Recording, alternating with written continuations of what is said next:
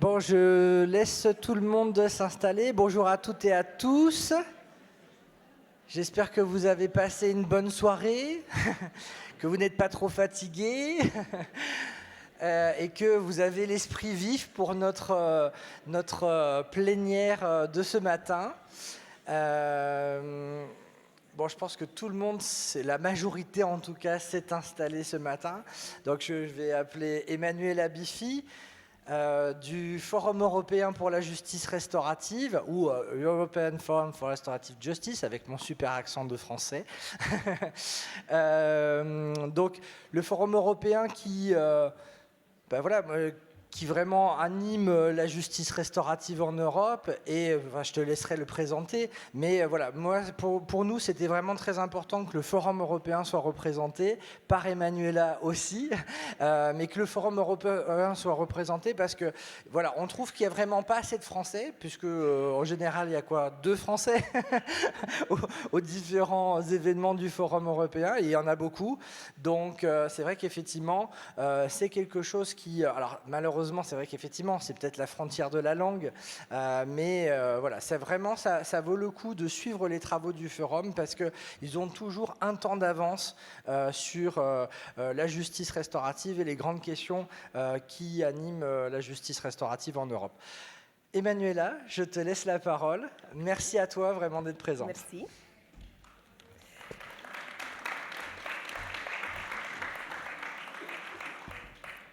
Merci beaucoup. Je ne vais pas très bien, mais oui, je suis Emmanuel Abifi. Je travaille pour le Forum européen de justice restaurative depuis presque 10 années. Je suis très heureuse d'être ici avec vous aujourd'hui et aussi très surprise, je l'ai dit déjà, de voir presque 250 personnes. Comme Benjamin a déjà dit, normalement, quand on organise des événements internationaux de forum, on a 2, 3 peut-être françaises représentants. Même si on a 42, 45 pays différents représentés, la France est toujours un petit peu derrière. Et comme ça, on a pensé, dans notre... Moi, je pensais qu'il n'y avait pas beaucoup de choses, peut-être que passer en France, mais j'étais très surprise et très contente d'écouter ce qu'il passe hier. Je crois qu'il y a beaucoup des idées pour des partages et aussi à niveau international. Je remercie Benjamin, Alexandra et tout l'Institut français de la justice restauratrice pour ces moments de partage dans les années passées, bien sûr, mais aussi pour nous inviter à cette 10e anniversaire. J'ai 2 choses à dire avant de commencer ma présentation. La première chose, c'est que j'ai un très beau accent italien que vous aurez omis dans le prochain demi-heure, j'espère. Si je me trompe, je vous demande un petit peu de patience. C'est la première fois que je parle en français de notre travail. Normalement, je suis italien, mais je le fais en anglais. Même en italien, je me trompe avec les mots. Et l'autre question, c'est si vous avez des questions, si vous ne comprenez pas, vous pouvez toujours essayer de prendre ma attention. Je ne sais pas si je vous vois très bien parce qu'il y a des lumières, mais oui, vous pouvez faire un petit peu de bruit et je répète. La deuxième chose que je vais dire, c'est connecter avec ma présentation, avec les contenus, parce que je vais bien sûr vous parler du Forum européen de la justice restaurative. Aussi, je vais vous donner un petit peu des informations de ce qui passe en Europe maintenant. Et dans mon titre, il y avait aussi cette question, est-ce qu'il y a un modèle pour la France? Et c'est ça la deuxième chose que je voulais dire déjà maintenant, que je n'ai pas de réponse pour ça, parce que vous êtes les experts. Mais j'ai beaucoup de questions et peut-être que ça va aider à la discussion et à la conversation après. Avant de commencer aussi, je voulais savoir, j'ai une question pour vous et vous pouvez lever la main. Si vous connaissez déjà le Forum européen de la justice restaurative? Ok. Et entre les personnes qui ont levé la main, est-ce que vous avez déjà participé à un événement, une formation? Ok, pas beaucoup, mais ok, il y a quelqu'un.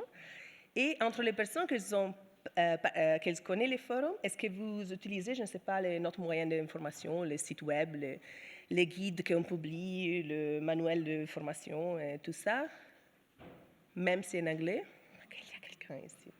OK, parfait. Parce que je vais dédiquer un petit peu de temps aussi pour vous présenter notre travail. Comme ça, oui, vous savez aussi où chercher les informations. Bien sûr, la plupart, non, presque tout, c'est en anglais. Mais récemment, on a aussi traduit des matériels parfois en français. Et aussi, on compte beaucoup sur l'aide de notre membre pour des traductions des guides ou des briefs et tout ça. Ça signifie que si vous avez envie, vous êtes bien sûr bienvenus aussi à traduire des choses. Parfois, on travaille aussi avec des écoles, des traducteurs qui aussi nous aident pour ça. Et oui. Et sinon, on a toujours des choses en français. Mais bien sûr, aussi, je veux dire que dans le secrétariat du Forum européen, on n'est pas beaucoup, on est seulement 5. Mais entre les 5, on est 4 qui parlent français, dans quelque façon. Et aussi, dans le conseil d'administration, on a 3 qui parlent français. Ça signifie qu'on est accessible, même si vous ne parlez pas l'anglais. Oui, le Forum, on a 23 ans maintenant. C'était fondé à l'Institut de criminologie de Louvain.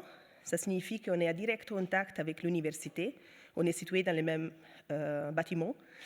Et on travaille beaucoup avec les groupes de recherche de justice restaurative et victimologie de l'université. C'était fondé en 2000 avec l'objectif d'aider à soutenir la mise en place et le développement de la médiation et des autres pratiques de justice restaurative en Europe. Bien sûr, on a beaucoup de choses qui sont passées, mais je voudrais mentionner aussi qu'à partir de 2012, on a un partenariat avec la Confederation of European Probation, European Confederation of Probation, je ne sais pas, CEP, qui s'occupe de la mise à la preuve, oui, ça dit comme ça, et aussi avec les organisations européennes qui travaillent sur les questions des prisons et des correctional services. Bien sûr, on a des autres coopérations avec Victim Support Europe, avec des Child Friendly Justice European Network, avec de Family Justice Alliance qui travaille sur la violence domestique, avec le European Forum for Urban Security. On a des coopérations avec des autres networks européens. Mais spécialement avec CEP et Europlice, on a un partenariat officiel. Et on fait chaque année des événements et on publie des guides ensemble. Ce qu'il passe aujourd'hui, notre but, c'est toujours de travailler et changer et humaniser la justice pénale. Notre travail principal, c'est sur ça. Mais aussi, on voit des développements de la justice restaurative dans des autres domaines. Comme le peace building, la consolidation de la paix, c'est ça, hein? Parce que je ne l'ai pas écrit parce que j'ai dit je ne peux pas le dire après. L'éducation, on a des schools, des écoles restauratives, mais aussi dans les familles, dans les organisations, dans les quartiers. On a aussi un mouvement de justice de villes restauratives, les restorative cities en Europe. Maintenant, on compte 450 membres. La plupart sont individus qui travaillent pour des universités ou pour des organisations. Ils sont praticiens, chercheurs ou policymakers. Mais on a aussi presque 80 organisations, comme l'Institut français de la justice restaurative. Qu'est-ce qu'on fait? Bien sûr, on travaille beaucoup sur la sensibilisation. Notre idée, c'est d'informer et d'éduquer le public sur la justice restaurative. Pour ça, par exemple, entre beaucoup d'autres choses, on a la semaine de la justice restaurative en novembre. C'est la 3e semaine de novembre chaque année. C'est une initiative qui s'était née pour humaniser les prisons. Normalement, il y avait un moment où le mouvement a changé. Ils ont dit, OK, on doit aussi engager les victimes pour ça. Et après, la justice restaurative s'est aussi intégrée dans cette même semaine. Comme ça, on a 2 types d'événements à niveau mondial qui passent dans la même semaine pour humaniser les prisons, mais de l'autre côté aussi pour la justice restaurative. Et je vous conseille aussi de regarder le site pour ça, parce qu'on a un map qui montre où les événements sont organisés dans tout le monde, et j'espère aussi en France.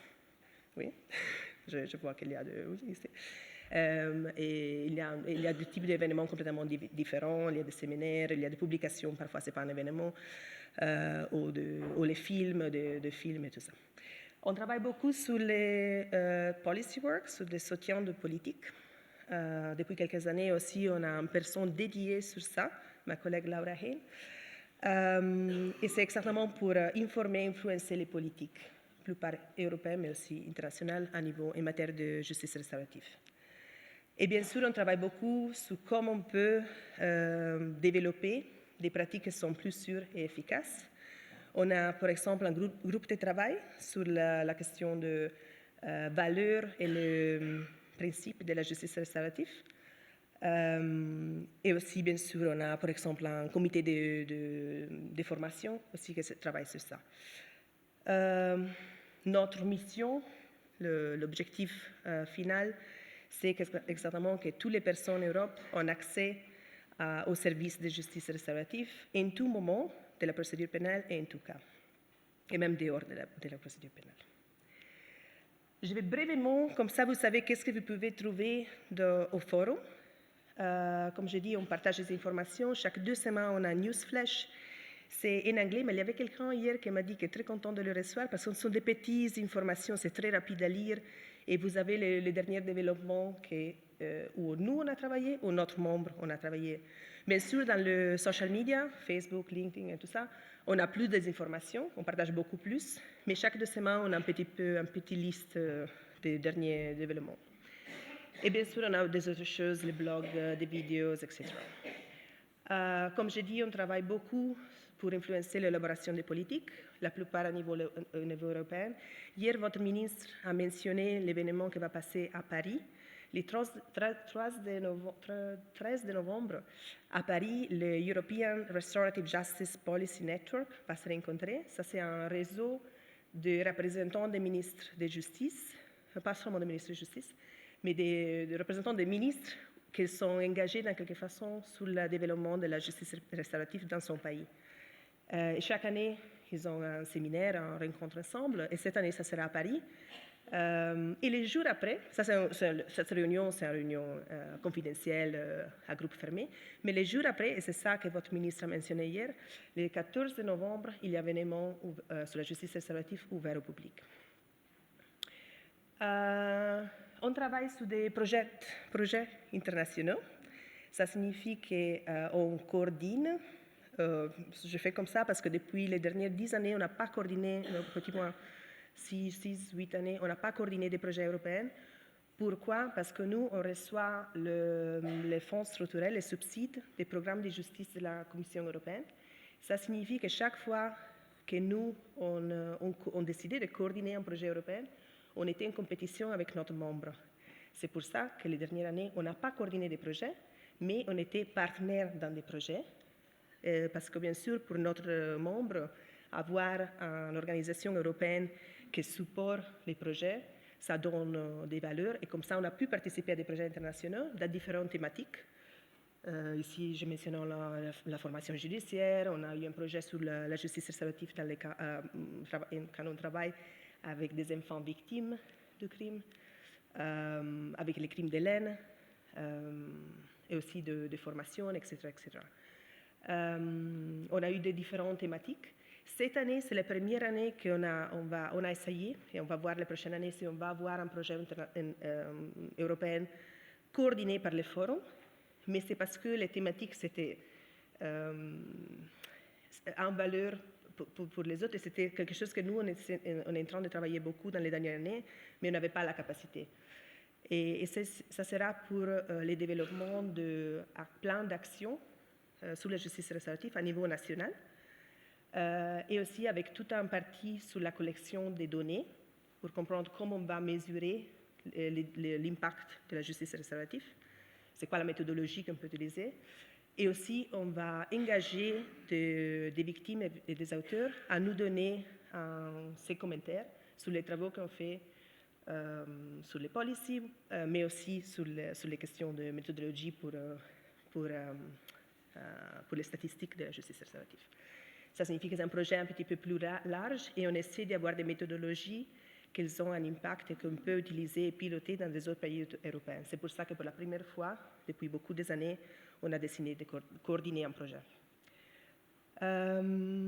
Collaboration avec des autres professionnels européens. Bien sûr, j'ai mentionné déjà CEP et Europris, mais on travaille beaucoup avec Victim Support Europe, European Forum for Urban Security, spécialement pour la question de radicalisation, prévention de la radicalisation dans les villes, dans les contextes urbains. European Family Justice Alliance, que c'est pour la violence domestique, et Child Friendly Justice European Network, qui s'occupe bien sûr des enfants et la justice pour les enfants.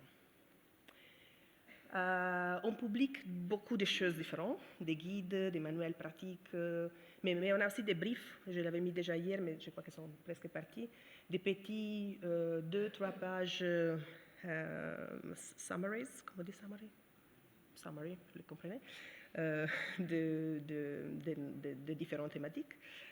On offre des formations en ligne, en personne. On a par exemple l'école d'été, la Summer School, qu'on organise chaque 2 années.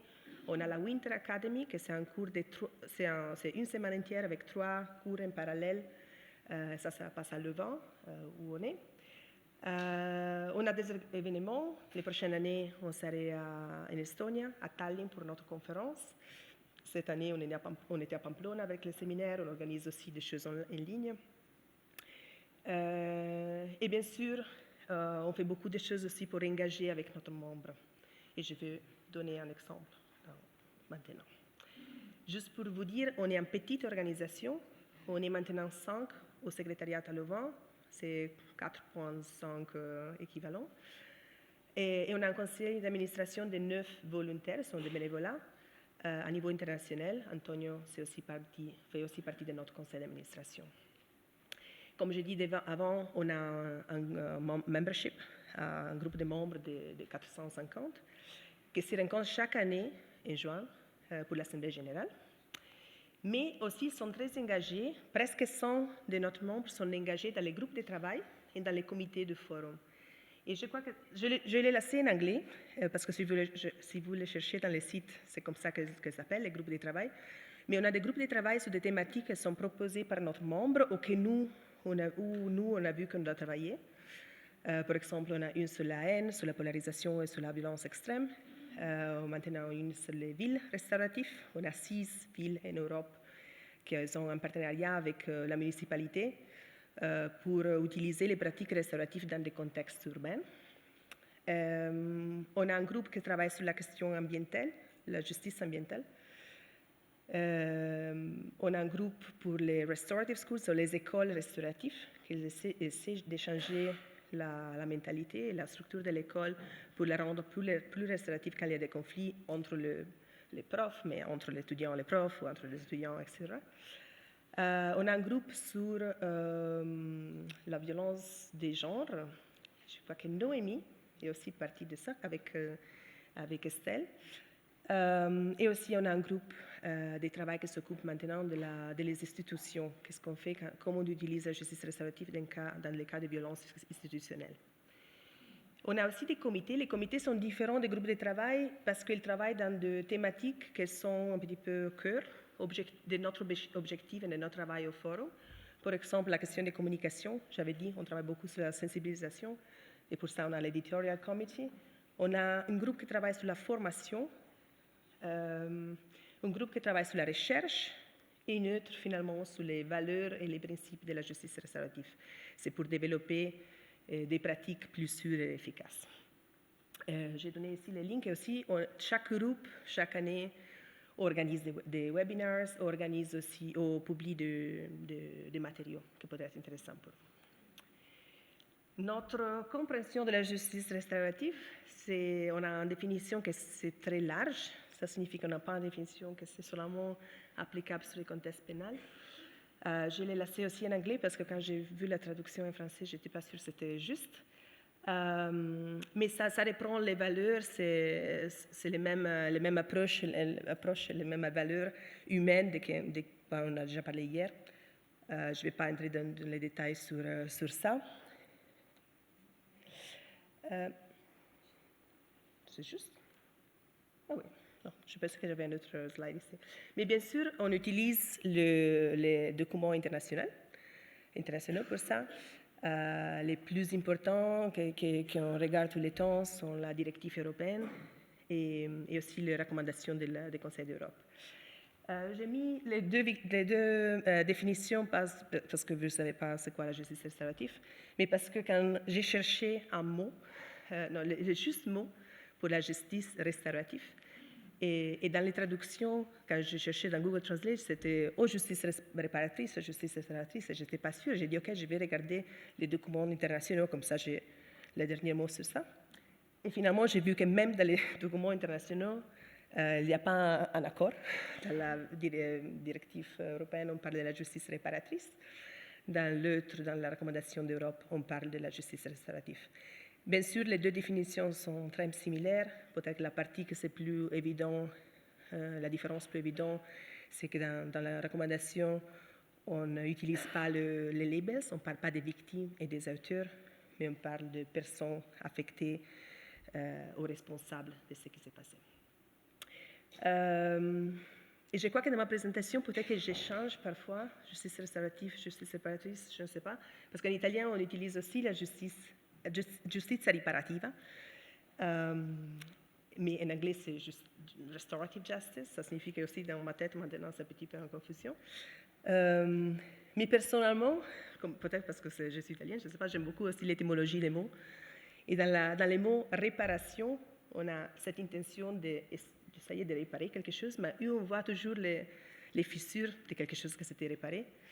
Dans le mot restauration, normalement, mon image, c'est l'image de qu'est-ce qu'on fait avec l'art quand on restaure des pièces d'art et on essaie qu'elles sont comme avant, les plus proches possible d'avant. Et ça, c'est quelque chose que je crois qu'avec la justice restaurative, on ne peut pas nécessairement promettre. Et c'est pour ça que moi, je me sens plus proche à la mot réparatrice, de quelque chose où on voit les fissures de qu'est-ce qu'il avait avant, mais on a essayé de le réparer. Et aussi en italien, c'est chouette parce qu'en italien, le mot riparo, je ne sais pas si en français c'est la même chose, on l'utilise aussi pour les abris dans la montagne, les petits cabanes, les chalets dans les montagnes. On utilise les mêmes mots. Et aussi, ça donne un petit peu cette idée de protection, de quelque chose qui va protéger. C'est pour ça que moi, personnellement, j'aime beaucoup l'idée de réparation. Qu'est-ce que je veux dire maintenant? Je crois, parce que j'ai seulement des notes avec des mots et je ne sais pas beaucoup de ce que j'avais écrit. Comme je dis, on utilise bien sûr des documents internationaux et je voulais faire un petit...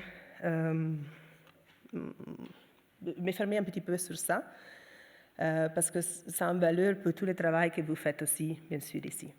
On a la directive européenne, que c'est la première législation européenne contraignante sur la justice restaurative. C'est pour ça que c'est très important, parce que pour la première fois, on voit que la justice restaurative est mentionnée dans une directive. Avant, on avait parfois la médiation mentionnée, mais finalement, on a la justice restaurative. Et dans cette directive, on a le droit d'être informé à la justice restaurative, avec des lignes guides différentes sur ça. Mais le problème de cette directive, c'est que ça reste bien sûr une directive sur les victimes. L'approche est très orientée à l'intérêt de la victime. Et nous, avec la justice restaurative, on veut travailler ensemble avec les deux parties. Aussi, l'autre problème, c'est qu'il n'y a pas un droit à la justice restaurative.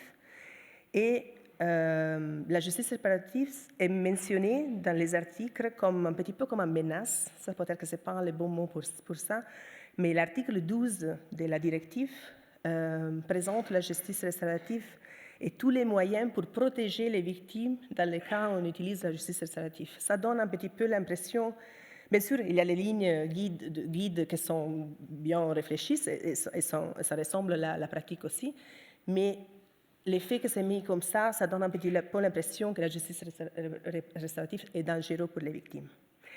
Dans les dernières années, on a travaillé pour donner des feedbacks, des commentaires à la révision de cette directive. On a demandé aussi à notre membre de répondre à cette requête de la Commission européenne de donner des avis sur comment améliorer cette directive, et spécialement, bien sûr, pour nous, sur la question de justice restaurative. Il y a quelques semaines, finalement, on a donné le deuxième avis sous les amendements que la Commission avait déjà proposés. Et je vous donne un petit peu la direction qu'on a prise sur ça. Parce que principalement, nous, on voulait avoir un droit à la justice restaurative mentionné dans la directive européenne. C'est trop ambitieux, c'est ça la réponse qu'on a eue. Pourquoi? Parce qu'on n'a pas, même si on a des services presque dans tous les pays en Europe, les problèmes, c'est qu'il y a parfois pas, comment dire ça, pas une standardisation aussi, et pas une évaluation des services, et on ne peut pas garantir aussi l'accès dans tous les pays. C'est pour ça que l'ambition d'écrire déjà ici, d'avoir un droit à la justice restaurative, c'était un petit peu trop. C'est qu'on a demandé, après, on a dit ça c'est trop, on veut demander que où on a déjà des services de justice restaurative dans les pays, qu'ils suivent des lignes guides pour garantir un bon service et un peu accessibilité aux victimes et aux personnes responsables. Comme on a demandé en pratique de faire ça, on a demandé aussi de changer et d'améliorer l'article sur les droits à l'information et à la justice restaurative. Là, dans l'amendement de la Commission européenne, on avait déjà la possibilité de mentionner la justice restaurative dans le helpline, quand les victimes téléphonent, et aussi dans les sites web qui donnent les informations principales sur les droits des victimes. Nous, on demande que cette information soit donnée par des personnes qui sont formées sur la justice restaurative. Parce que le risque, c'est que si quelqu'un ne sait pas exactement de ce qu'on parle, le risque, c'est que ça fait plus de dommages pour les services que le contraire. Et comme ça, on a demandé de ça. On a demandé aussi de mentionner la justice restaurative, ou les professionnels de justice restaurative dans le travail sur l'Individual Needs Assessment, l'évaluation des besoins individuels, que c'est un article que c'était déjà là avant, et avant, ce n'était pas très clair qui exactement devait faire cette évaluation des besoins individuels des victimes. Les associations des victimes, ils ont dit que c'est eux qui doivent faire cette évaluation des besoins ou des attentes, comme on veut les parler. Mais nous, on demande aussi que même dans ce contexte ici, les services de justice restaurative sont engagés et les professionnels ils peuvent aussi participer à cette évaluation des besoins. L'autre chose qu'on demande, c'est qu'il y a la possibilité de self-referrals. Ça signifie que les victimes peuvent eux-mêmes demander et initier un programme de justice restaurative. Ça, ce n'est pas quelque chose que c'est là-bas, parce que pour maintenant, ils doivent passer pour les procédures pour les professionnels de justice. L'autre chose où on demande aussi de l'aide, de pousser un petit peu sur la disposition des collectes de données. Comme je dis, ça c'est quelque chose que la Commission européenne nous demande beaucoup. Mais notre problème plus grand, c'est comment on mesure l'impact de la justice restaurative. Comme hier, quelqu'un avait dit, c'est quelque chose de qualitatif, c'est vrai, mais d'un autre côté, nous demande des statistiques, de quelque chose de quantitatif. Et c'est pour ça qu'on essaie d'avoir des subsides maintenant européens pour travailler sur une méthodologie avec des personnes qui ont vécu la justice restaurative, des victimes et des auteurs, qui nous peuvent aider à comment collectionner des dates sur ça. Et l'autre chose très importante, c'est la question des multi-agency cooperation. Je vais voir si j'écris la coordination et la coopération entre différentes institutions et agences. Et ça, c'est déjà mentionné, c'est une bonne chose parce qu'elle demande que tous les services qu'ils travaillent avec des victimes, l'aide à la victime, la justice restaurative, la police, tous, ils ont des modèles de coopération. C'est ça le projet qu'aussi on essaie d'avoir, on essaie d'avoir les subsides aussi pour créer un modèle pour cette coopération entre différents services. Aussi important, c'est qu'on travaille beaucoup sur la directive européenne sur les victimes.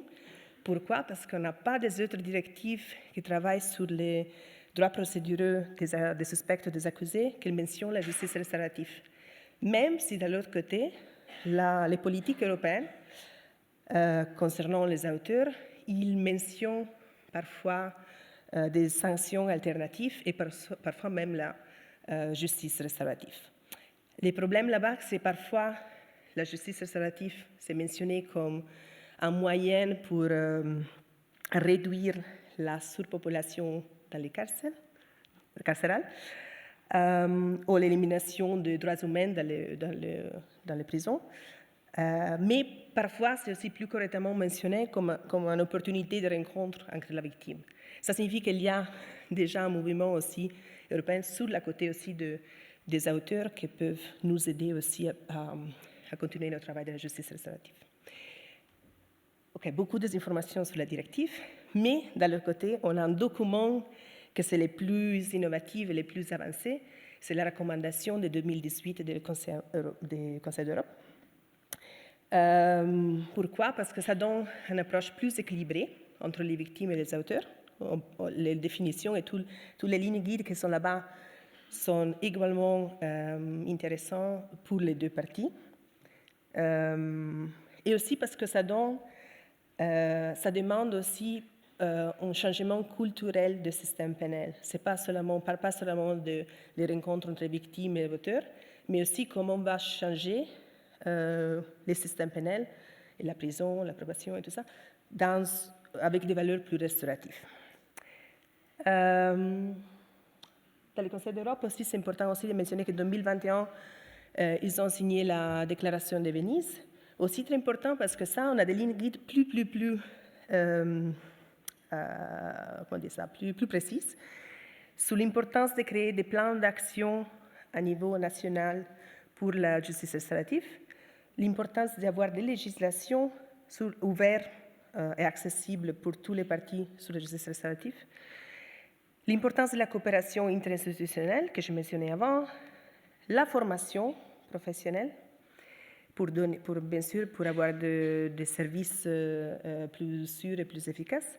Et finalement, aussi la question des financements, l'importance d'avoir des financements sûrs sur ce service. Brièvement, j'ai mentionné aussi la résolution des Nations Unies, c'est très vieille, mais ça c'était important parce que c'est pour la première fois aussi on voyait les possibilités d'utiliser la justice restaurative dans des cas graves. On a bien sûr des autres documents internationaux. Je ne vais pas les mentionner tous ici, mais ce qui est important, c'est de voir les dates. Parce que vous voyez que ça commence en 2019, jusqu'à, je crois, 2027 avec la stratégie pour les enfants.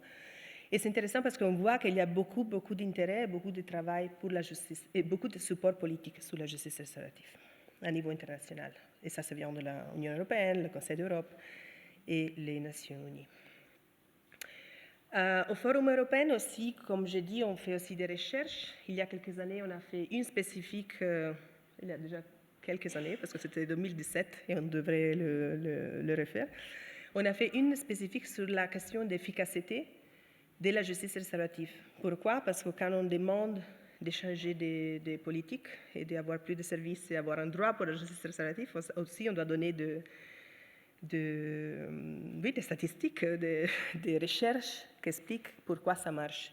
Et ça marche parce qu'on a des résultats positifs pour les auteurs et les victimes, bien sûr, mais aussi ils nous demandent plus en plus de montrer les coûts de la justice, combien ça coûte un service de justice restaurative et c'est quoi l'impact économique, c'est quoi le retour qu'on a si on va investir sur un programme de justice restaurative. J'ai mentionné ici très brièvement quelques recherches plus économiques, mais que ça nous donne la possibilité de jouer un petit peu sur ça et dire aussi on a des services qui sont avec quand on met moins d'argent pour avoir des résultats plus grands. On a aussi, et ça c'est spécifique, je ne vais pas entrer dans cette de recherche, mais je crois que c'est important pour vous de savoir qu'on a fait des recherches aussi sur l'impact de la justice restaurative sur la désistance, sur l'abandon du crime, et aussi, bien sûr, sur l'impact de la justice restaurative pour répondre aux besoins des victimes. On a vu, bien sûr, que ce n'est pas le seul facteur. La justice restaurative toute seule, ce n'est pas suffisant à répondre à les deux choses. Mais on a vu aussi qu'il y a des facteurs qui peuvent aider ces deux processus, répondre aux besoins des victimes et aussi à l'abandon de crimes. Et les facteurs sont, je les mentionnais, vous le savez déjà, mais je crois que c'est important de les revoir parce que ça connecte beaucoup avec toute l'importance des formations. Hier, on a parlé beaucoup de ça, de donner des formations, de créer des professionnels qui sont bien formés à utiliser cette méthode dans son travail. La confrontation avec l'autre, c'est aussi mentionné. Je crois que c'est important aussi de se souvenir que les rencontres ont un impact positif pour les deux. Et aussi, il y a les plans de réparation, que ça vient aussi un petit peu à ce que Antonio aussi disait hier, l'importance que s'il y a un accord entre les deux, ça a un effet sur la justice pénale. Ça, c'est quelque chose qu'on a vu dans la recherche qui ce n'est pas un accord qui s'est oublié ou que oui, on est tous amis maintenant, on a signé un petit accord, mais il n'y a pas un suivi de ça. C'est très important de le suivre et que les personnes se sont responsables de cet accord qu'ils font ensemble. Où on est en Europe maintenant avec la justice restaurative. On voit bien sûr différents mouvements, mais qui sont nés aussi parce qu'on avait des différentes motivations pour la mise en œuvre de la justice restaurative en Europe.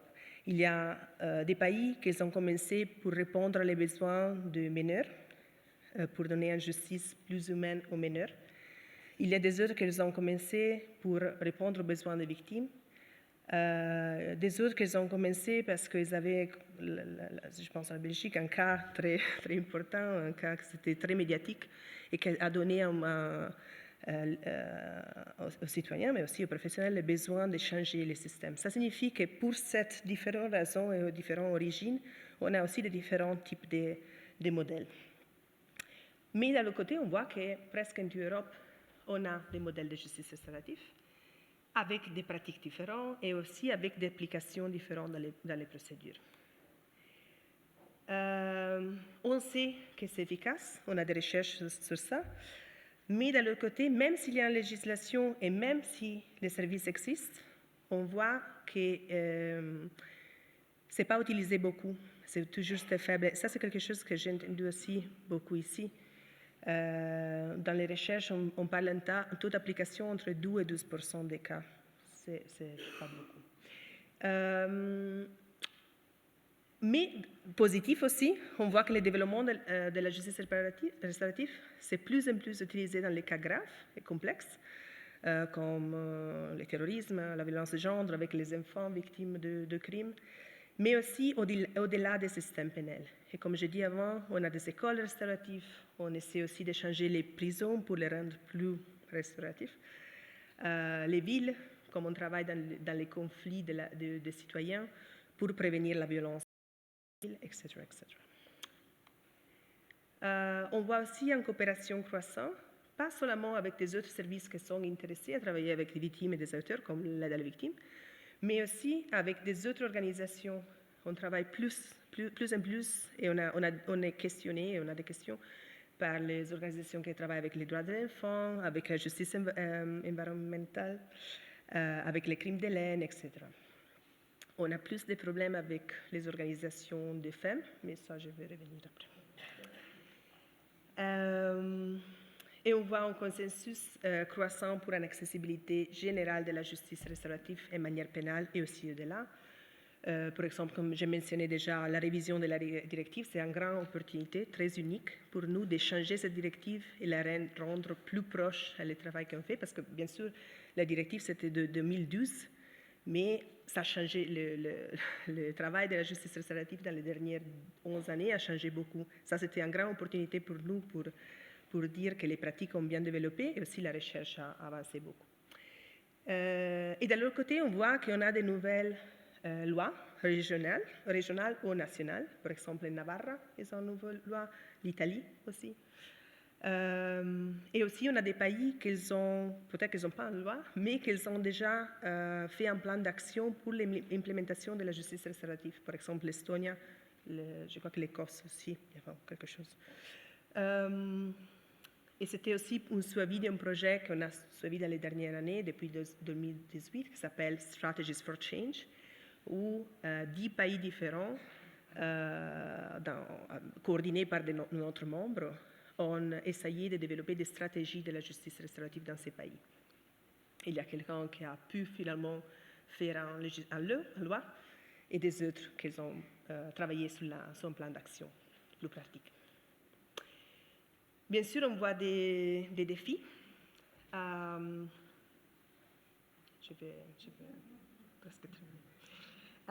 Je suis presque à la fin. On voit aussi des défis, le fait que parfois la justice restaurative, c'est toujours axé par les auteurs. On voit aussi des défis sur l'application de la phase de procédure pénale. Ce n'est pas toujours accessible dans tous les moments. Le fait que parfois est toujours utilisé par des délits plus petits, délits mineurs, aussi est réservé aussi aux mineurs, aux gens. Les problèmes des zones géographiques, parfois on n'a pas de services qui couvrent tous les pays et tous les territoires. Et aussi on voit que la médiation, ça reste la pratique plus utilisée. Pour exemple, et je crois que hier aussi j'étais dans les workshops, ils disaient que 87% de pratiques, c'est la médiation. Je crois que c'est similaire dans le reste de l'Europe.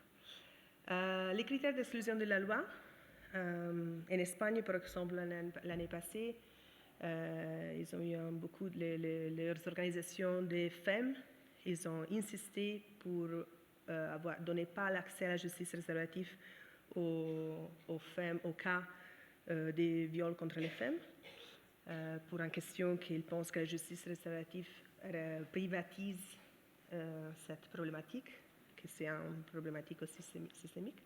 Et ça, on est en train aussi d'essayer d'avoir un dialogue avec les organisations de femmes. La manque de collecte et d'évaluation des données, ce que j'ai dit avant, on essaie de travailler. La seule méthodologie plus avancée qu'on a maintenant, c'est de Bremen University, qu'elle travaillait en Allemagne. Ils ont développé une méthodologie pour mesurer, évaluer la médiation entre victimes et auteurs. Et notre idée, c'est de réélaborer son qu'ils ont fait jusqu'à maintenant pour l'Allemagne et trouver une méthodologie que ça peut servir dans des autres pays en Europe. Mais ça reste toujours un problème qu'on n'a pas spécialement de data quantitatifs. Les problèmes de sensibilisation du public général et des professionnels, ça c'est quelque chose, vous l'avez mentionné déjà, mais c'est un problème qu'on a en Europe aussi. Et comme je dis, l'opposition qu'on a spécialement d'organisations féministes, que parfois elles ont un impact aussi sur cette loi qui limite la justice restaurative. La manque de coopération, manque de modèles de coopération, parce que parfois c'est ça les problématiques, quelque chose de plus structurel, mais parfois on le voit, mais ce n'est pas très, très bien organisé. Et finalement, ça c'est une problématique qu'on voit un petit peu aussi dans entre notre membre, entre notre réseau. Il y a, bien sûr, on a un lien très fort avec la justice pénale, on a commencé à travailler comme ça, mais de l'autre côté, on a tout un mouvement qui dit qu'on devrait aller dehors de ça. Et ça crée parfois aussi des tensions, parce que ce n'est pas qu'une exclut l'autre, les deux peuvent parfaitement travailler ensemble. Mais ça crée parfois des tensions si on veut être complètement des abolitionnistes et utiliser la justice restaurative partout. Oui, ça crée un petit peu de challenge. Pour la France, j'ai seulement des questions. Et peut-être qu'hier, j'ai eu déjà des réponses un petit peu. J'avais beaucoup de questions sur la question d'accessibilité. La loi de 2014, ça ressemble d'être déjà un bon point pour donner la justice restaurative, pour la rendre accessible à toutes les victimes et tous les auteurs. Et si j'ai bien compris aussi, il y a des services, parce que si vous êtes très mobile dans tous les territoires, pour donner cette réponse à qui le demande. Comme on donne des pratiques et aussi des formations de haute qualité, ça s'est connecté aussi avec les problématiques de collectionner les données, évaluer aussi les services, que aussi c'était mentionné par Robert Cario hier matin. Les modèles de coopération multi-agences, comment on travaille ça. Et ça aussi, on doit se souvenir que ce n'est pas seulement encore pour créer une rencontre de victimes et auteurs, mais aussi c'est pour changer et humaniser le système pénal, que c'est ça que la recommandation européenne nous demande aussi, d'avoir cette vision un petit peu plus élargie de comment on va rendre le système pénal plus restauratif. La campagne de sensibilisation avec les grands publics, vous avez un parfait exemple avec les films qui a été bien mentionné dans les derniers jours. Ça a un impact aussi à niveau européen, aussi pour les castes que vous avez dans ce film, mais c'est quelque chose de très unique. On a beaucoup de films sur la justice restaurative, mais il n'y a pas un impact comme ce film ici. C'est quelque chose de très nouveau que moi maintenant. La formation des autres professionnels, les modules 1 qu'on parlait hier, les plus basiques, que ce n'est pas seulement pour former des animateurs de justice restaurative, mais aussi pour des professionnels qui travaillent dans le secteur pénal. Les droits de recevoir l'information appropriée, c'est connecté avec cette importance de former aussi les personnes qui peuvent donner les informations basiques sur la justice restaurative et référer à les services. Les droits de l'évaluation des besoins individuels, c'est ça que j'ai dit qu'on essaie de changer maintenant dans la directive. C'est important que, comme service de justice réparative, comme professionniste là-bas, on a un rôle aussi là-bas pour évaluer les besoins des victimes dans ce cas. Et aussi l'importance aussi que les personnes, les victimes ou les auteurs, ils peuvent demander eux-mêmes de faire partie de ce processus. J'ai beaucoup de questions. Parfois, j'ai eu un petit peu de réponses. J'ai parlé avec quelqu'un hier, mais je les laisse comme ça un peu. Je suis curieuse aussi de partager avec vous. Et la seule dernière chose que je vais mettre ici, mais je ne vais pas aller en détail, est-ce qu'on a beaucoup d'événements aussi dans les prochains mois et années. Je mentionnais déjà la semaine de la justice restaurative. Je suis sûre que vous avez des événements qui passent aussi en France, que vous pouvez regarder. Et aussi, on a beaucoup d'événements en ligne dans cette semaine. La Winter Academy, ça sera à Leuven. On va aller à Tallinn l'année prochaine.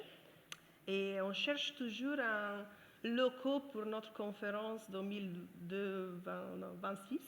Et j'ai déjà dit à Benjamin que ce serait chouette de venir avec les forums européens en France. On n'a jamais organisé un grand événement international ici. Et ça peut être aussi la possibilité de aussi vous engager, parce que normalement, quand on travaille au niveau local, on a la possibilité d'avoir des interprétariats, même si on travaille en anglais.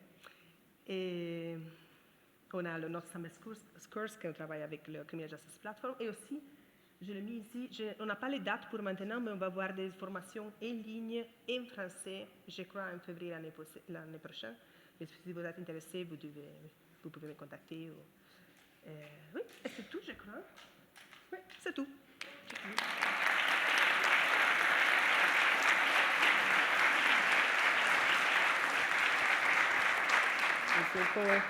Merci beaucoup Emmanuela, ça nous donne des perspectives et aussi on peut voir qu'il y a un certain nombre de choses pour lesquelles on n'est pas en retard, d'autres pour lesquelles on peut être un peu en retard aussi, donc voilà, ça nous donne aussi notre feuille de route aussi, donc merci.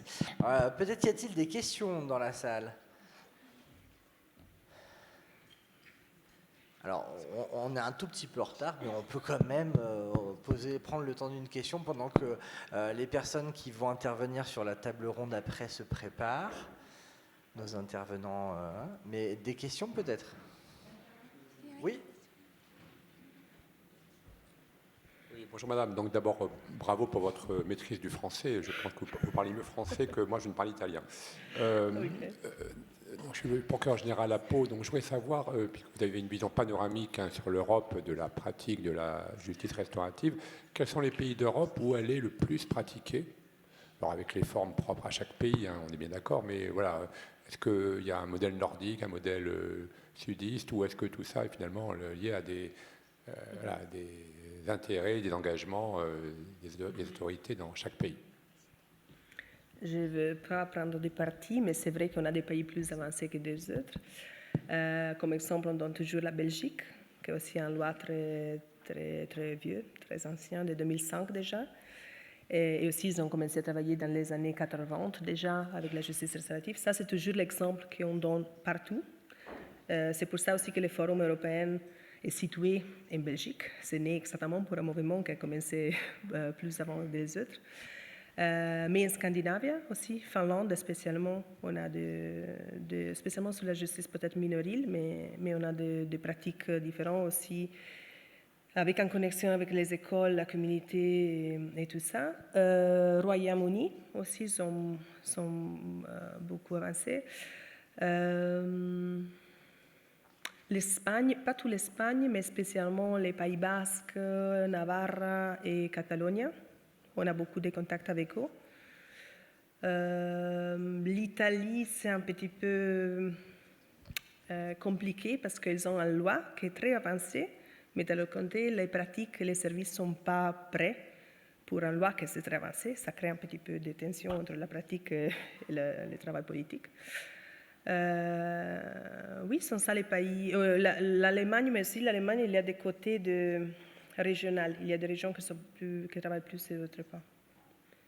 Mais si vous avez besoin d'inspiration, moi, je donne toujours oui, je dirais toujours la Belgique, spécialement.